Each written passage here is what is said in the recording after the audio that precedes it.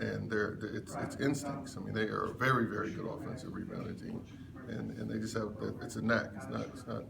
I mean, you can coach it, scream at them, yell at these guys. Just have the gift of going towards the ball every time. You guys, do you think you guys, by some of the numbers, it looked like you were better in this last game against Syracuse? Do you think that you were, and what do you think's been the overall issue for you guys stopping other teams on that end? We don't have enough guys that just go. Um, uh, we were better in that game. And hopefully our guys are getting the mindset of just understanding. The defense ends when we get possession of the ball, and so, I think we've been okay, if not good, at the first part of that equation. But then when the shot goes up, we've been bad. And so we have to. They just have to understand that you have to go. You can't watch. The play ends when we get the ball, not when the shot is taken. 5 straight wins. If you can look at common elements, common ingredients of this streak, what have they been? What's been the difference the last 5 games for your team? I think offensively we've been better. A little more fluid. We have guys, Rodney and LJ that can just go get it, and so allow them the chance to just go get it. But as well as when we're working our sets, I think we've been a little better. I think the notion of team defense is growing. We still have to get there, but just understanding it's not about just me guarding Ron. It's we have to guard them, and then the help and support that's needed for us to be a good defensive team is coming along. Exam time as a coach, as a director of a program, what's the biggest challenge to, because it's not like you're not playing any games during this stretch. Yeah, it's rough. It's very, very difficult because the kids are not going to bed at night. They're up late working. The normal routine that a normal student is going through, and we all know that's rough. It's rough. And then now you put the athletic pressures, the basketball pressures on top of that. It's a very, very difficult time. During that you have sporadic practices, and that kids are taking tests all day, and so any given day these 2 may be there, these 3 may be late, and so it's rough. It's a rough time of year, but we're coming to the end of it now, and go from there. Do you think the freedom that you've given Peak and Pryor, you think that's inspired confidence in them? They know they're not going to be pulled. They know they're going to get shots, and they're going to play.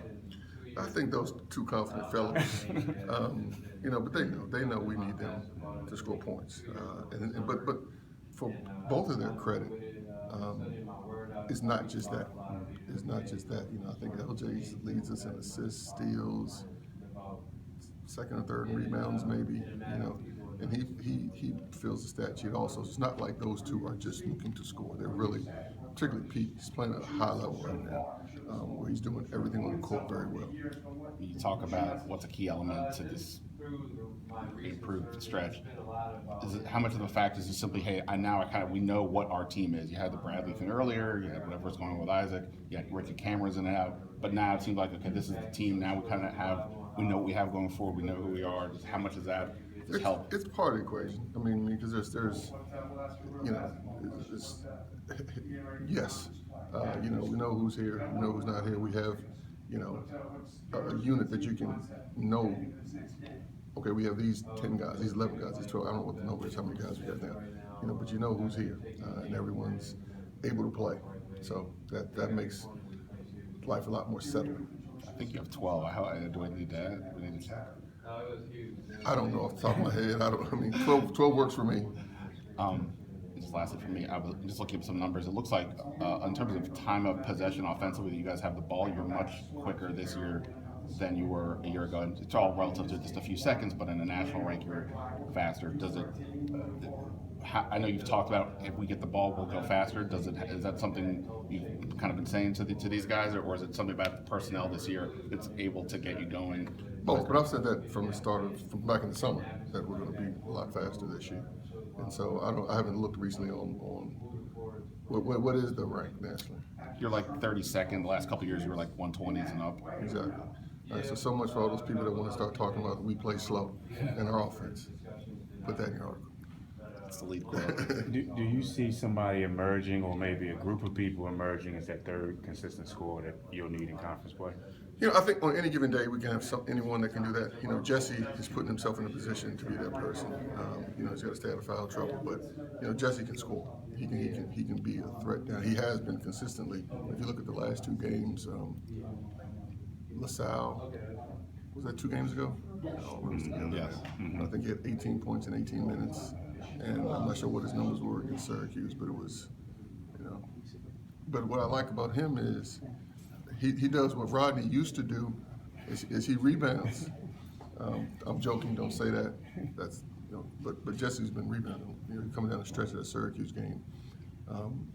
You know, you talked about mentioned the rebounds earlier, but the last, gosh, I want to say 9 minutes. This may be wrong, but I think the last 9 minutes we had 12 rebounds. They had 1, and I think Peak had 6. Jesse had 5 of those 12, and so you got to keep going. Those two, and the young fellow over there who needs a haircut, needs to keep going to the boards.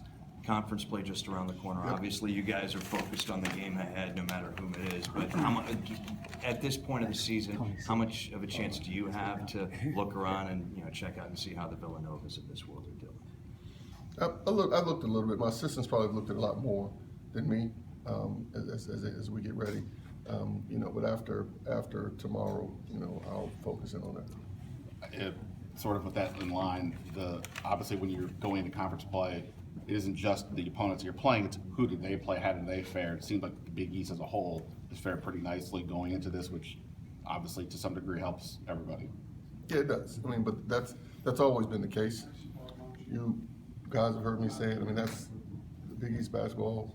It isn't always be the best or among the best conferences in the country, and I think the last couple of years here that's been shown, including this year.